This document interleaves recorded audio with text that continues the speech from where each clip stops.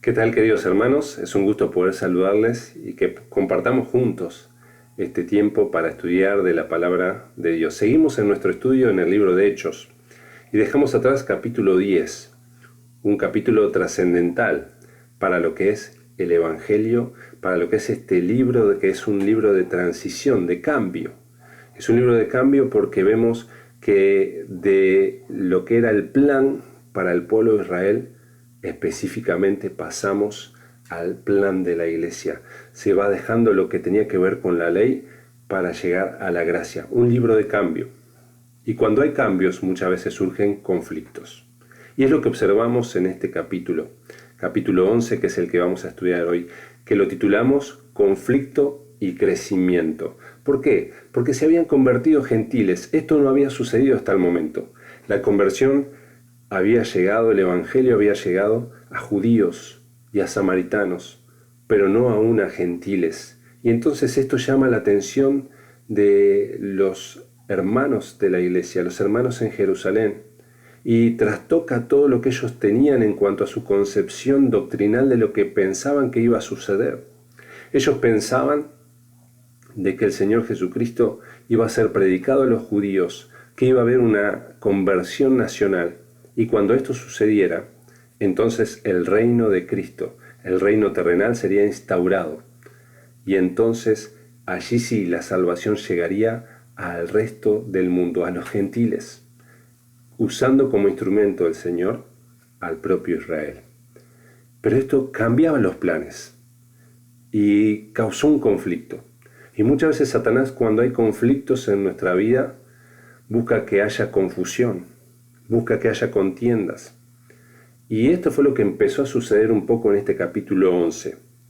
Pero sin duda que Dios estos tiempos de conflicto los quiere usar para crecimiento. Y al final de cuentas, esto fue lo que sucedió. Hubo crecimiento en la iglesia. Pero vamos a observar un poquito lo que sucedió. Fíjense, capítulo 11, versículo 1 en adelante, leemos: Oyeron los apóstoles y los hermanos que estaban en Judea, que también los gentiles habían recibido la palabra de Dios. Y cuando Pedro subió a Jerusalén, disputaban con él los que eran de la circuncisión. Y este disputar habla acerca de contender, contendían con Pedro. Los que eran de la circuncisión, estos eran creyentes judíos, que estaban un poco incómodos en que los gentiles se convirtieran y formaran parte de la iglesia, parte de aquellos que creían en Cristo, tan sencillamente. Y cuestionan un poco la conducta de Pedro, porque le dicen: ¿por qué has entrado en casa de hombres incircuncisos y has comido con ellos? Algo que estaba vedado para los judíos, que no debían contaminarse con los gentiles. Y aquí Pedro dice, versículo 4, entonces comenzó a contarles por orden lo sucedido, diciendo. Y ahí comienza a contarnos y a relatarnos lo sucedido en Hechos capítulo 10. Y es interesante pensar de que el programa profético de Israel estaba siendo puesto en pausa.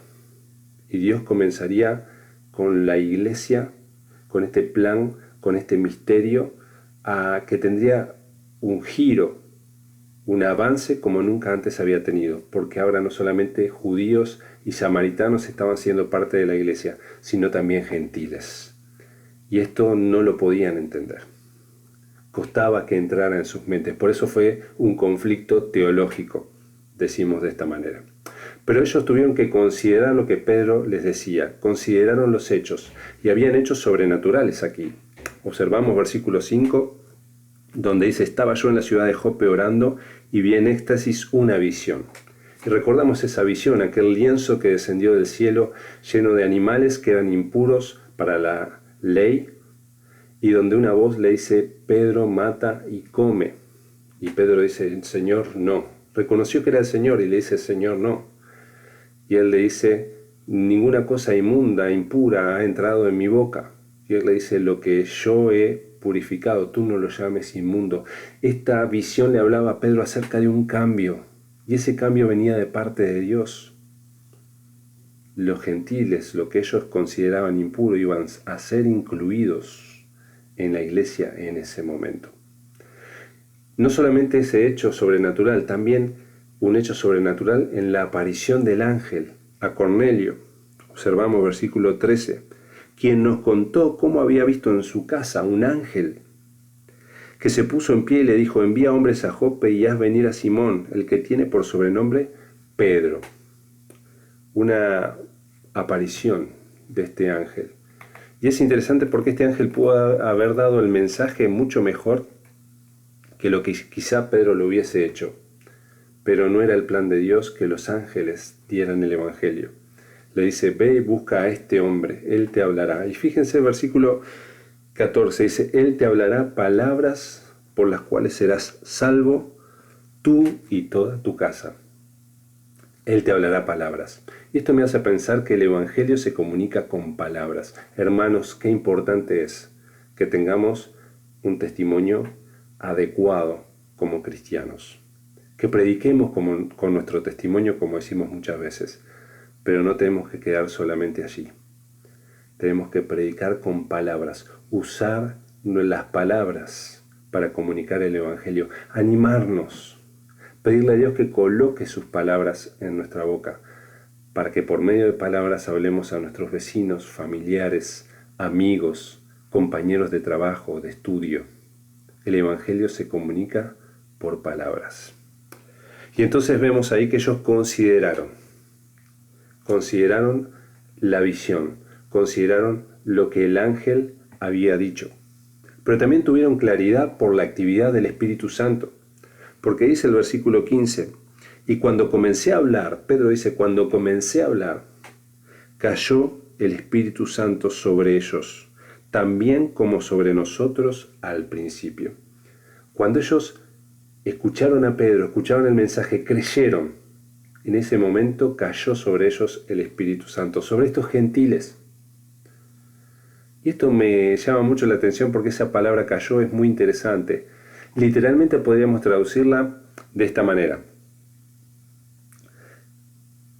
abrazar súbitamente con afecto. Es una palabra que encierra la manera en que cayó, pero también la intención.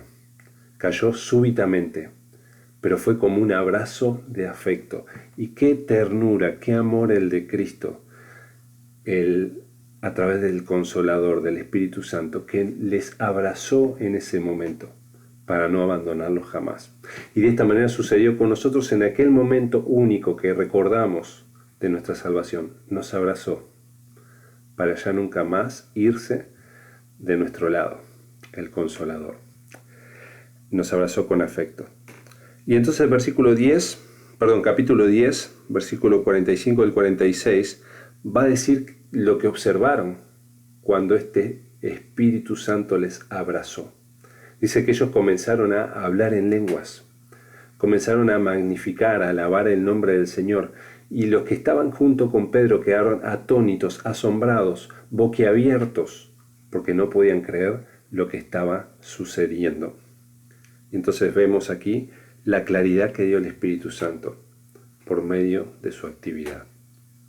Pero no quedó ahí, sino que finalmente podemos ver que lo que había sucedido ahí, en esa casa de ese hombre gentil, de este Cornelio, no había sucedido hasta el momento, había sido algo único, pero es algo que sucedió allí hasta el día de hoy.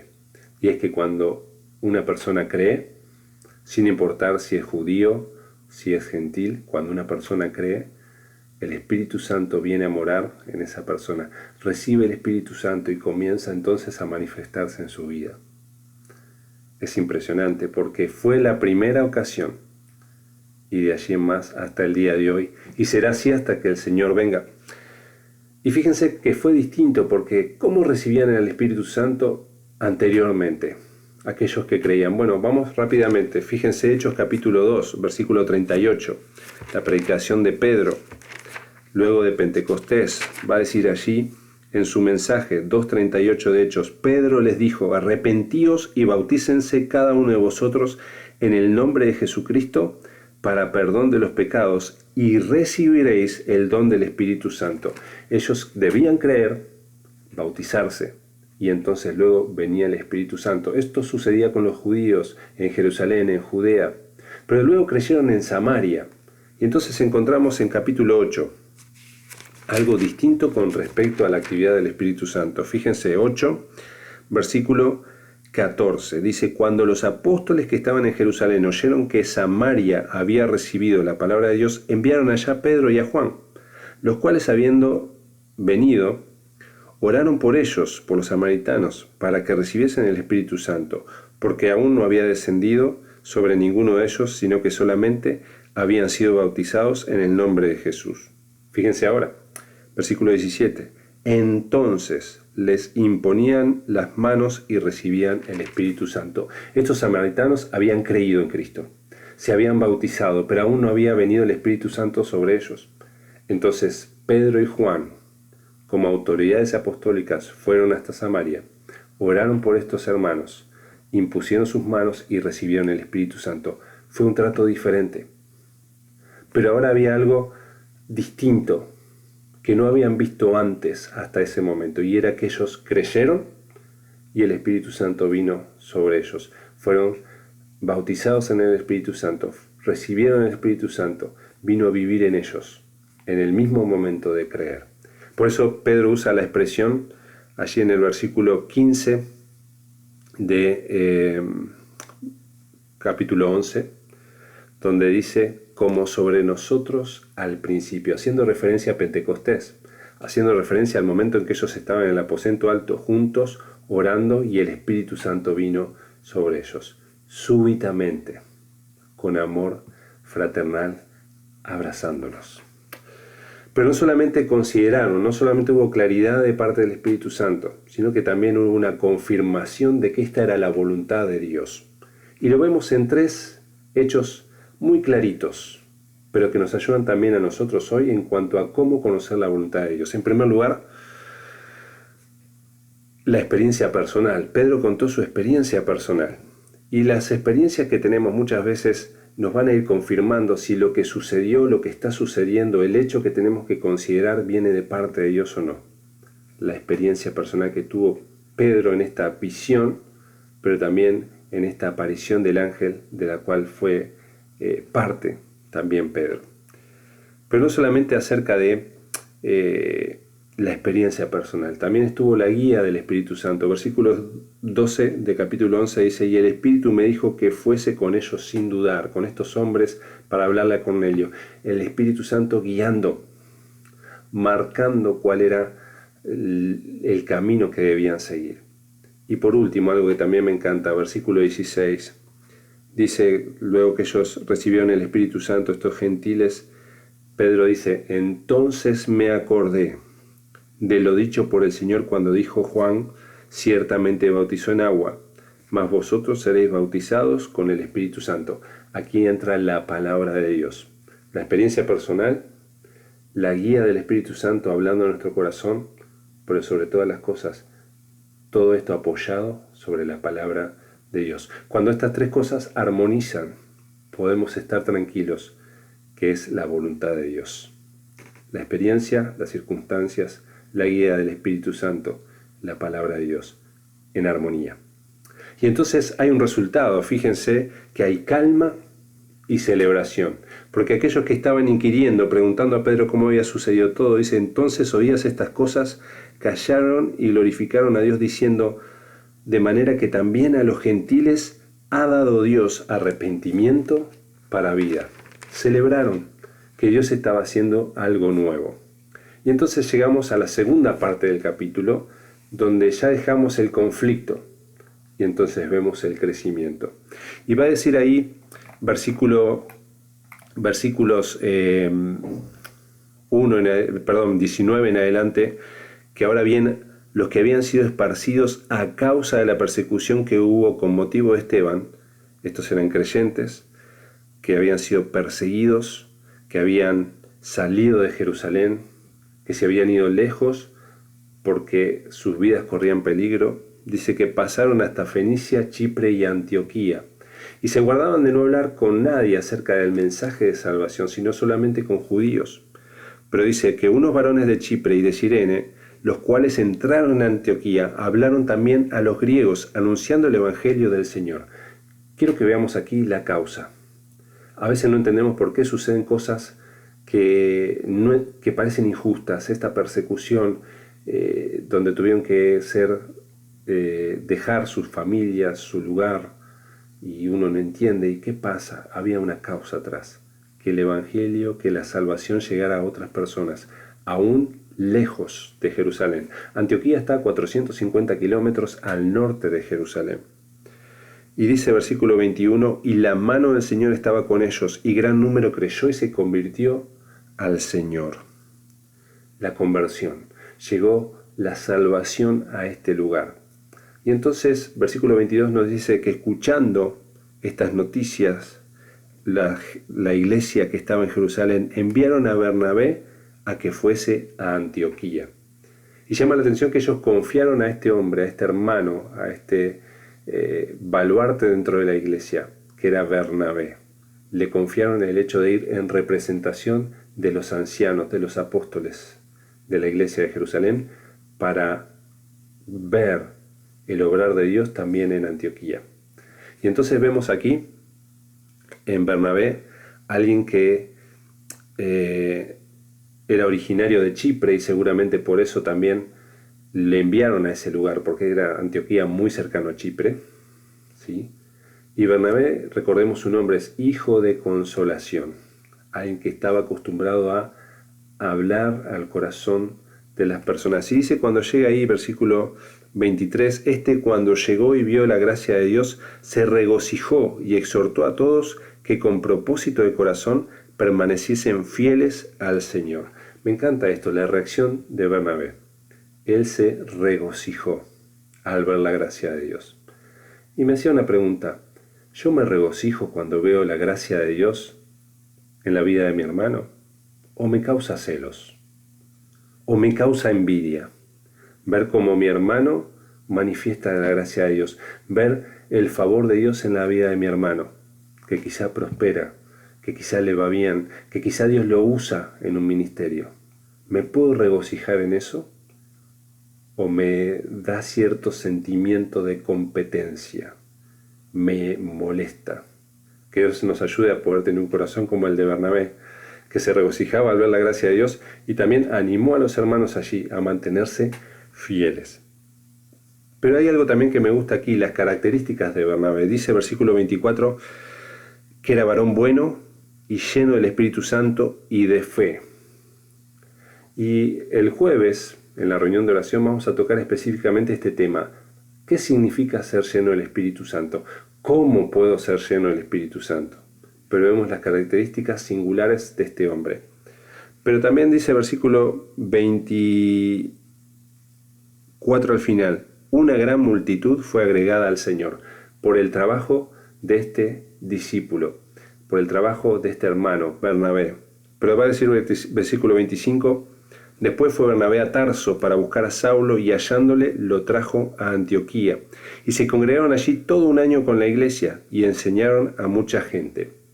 Y me encanta pensar en que Bernabé creía en el trabajo en equipo. Fíjense, él no quiso ser la estrella.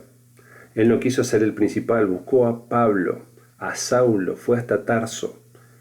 Porque él recordaba muy bien las palabras que Dios había dicho, que el Señor Jesucristo había dicho en cuanto a Saulo, en cuanto a este hermano Pablo. En Hechos 9:15 dice que instrumento escogido me es esto para llevar la salvación a los gentiles. Yo creo que Bernabé se acordó y entonces llevó a Pablo justamente para que fuera ayuda, para que le ayudara en este ministerio tan grande. Él creía en el trabajo en equipo. Hermanos, Dios nos colocó en la iglesia para ser miembros los unos de los otros y para ser un equipo, para trabajar por el bienestar del cuerpo, para el crecimiento del cuerpo. Bernabé tenía muy claro esto, no era una competencia, era una colaboración, una cooperación. Y que Dios nos ayude que así pueda ser también en nuestra iglesia. Y me encanta el versículo 26, también va a decir, Y a los discípulos, al final del 26, se les llamó cristianos por primera vez en Antioquía. Y aquí me habla acerca de el calificativo que comenzaron a tener los seguidores de Cristo, cristianos. Algunos creen que al principio esto tenía que ver con algo despectivo, que era como en son de burla por aquellos que no creían en Cristo. Y sin más ni menos significa pequeños Cristos o representaciones de Cristo. Y eso es lo que nosotros debemos ser, queridos hermanos. Debemos apuntar a esto, a ser una representación de Cristo en la tierra, a ser una copia de nuestro Señor aquí en la tierra, que cuando nos vean a nosotros, vean a Cristo, en nuestras palabras, en nuestras actitudes, en nuestra manera de conducirnos, en nuestras reacciones. Pequeños Cristos. Qué privilegio que tenemos de representar nada más y nada menos que al Señor de señores, al Rey de reyes. Que el Señor nos ayude a poder hacerlo con fidelidad. Y por último, versículos 27 al 31, nos va a hablar acerca de profetas que descienden de Jerusalén a Antioquía y que van a hablar acerca de una hambruna muy grande que va a venir sobre toda la tierra en ese momento, en ese lugar, ¿sí? Y por eso la iglesia de Antioquía tiene un gesto hermoso, guiado por el Espíritu, sin duda, donde nos dice que entonces, versículo 29, los discípulos, aquellos que habían creído en Antioquía, cada uno, conforme a lo que tenía, determinaron enviar socorro, ayuda a los hermanos que habitaban en Judea. Y por último, esto me habla acerca de cuidado y también de comunión, lo cual en efecto hicieron, dice versículo 30, enviándolo a los ancianos por mano de Bernabé y de Saulo. Ellos quisieron enviarlo por mano de Bernabé y de Saulo, enviar esta ayuda, este cuidado. Ya no había ninguna barrera, ya no había nada que separara, había plena comunión. Y ellos sintieron, los creyentes en Antioquía, esta comunión. Y por eso buscaron cuidar también de sus hermanos en Judea, que seguramente estaban pasando mucho peor aquella hambruna que ellos mismos en Antioquía. Y me hace pensar, hermanos, de qué manera cuidamos a nuestros hermanos en la congregación. De qué manera durante la semana mandamos mensajitos o hacemos llegar nuestro afecto, aprecio, oraciones por nuestros hermanos, nuestro interés en medio de la reunión, o al final de la reunión, mejor dicho, de conversar, de interesarnos, de ver cómo están. Que Dios nos ayude a que no sea simplemente algo rutinario, sino que sea algo real. Cuidarnos entre nosotros, vivir la comunión que ya Dios ha puesto en nosotros. Que Dios bendiga su palabra. Sin duda que hay muchas lecciones que aprendemos de este hermoso capítulo y espero, y es mi oración, que haya sido de bendición como lo ha sido para mí. Que Dios les bendiga mucho.